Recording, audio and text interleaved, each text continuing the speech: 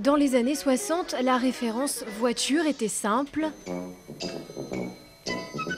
À l'époque, l'équivalent de 3 € suffisent à faire un plein. Depuis, les standards ont légèrement évolué. Comptez 100 € pour remplir le réservoir de ce 4x4.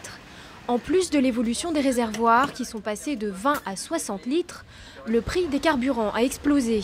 Le record absolu à La Réunion devrait être atteint. Dès le 1er février, le prix du sans-plomb devrait être d'1,66 € et celui du gazole d'1,29 €.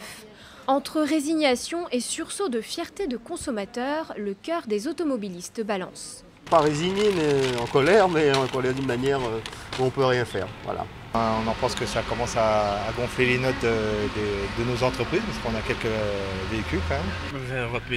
On est obligé de rouler, donc on va continuer à payer, hein, mais bon, il faudra arrêter, mais comment, on ne sait pas. On ne peut pas riposter.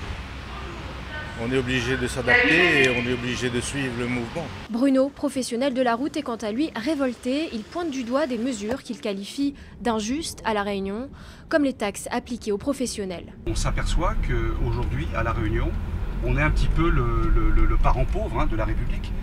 Il faut savoir qu'à la Martinique et à la Guadeloupe, y compris d'ailleurs à la Guyane, le carburant est détaxé.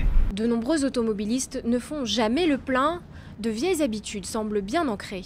Un peu idiot, c'est-à-dire qu'on est habitué à faire un plein à 50 € ou à 80 €, ça dépend. Et finalement, en gardant cette somme, forcément, on a de moins en moins de litres. En cause, la hausse du prix du baril ou la dévaluation de l'euro. Il semblerait en tout cas que les aiguilles des jauges ne seraient pas prêtes de remonter.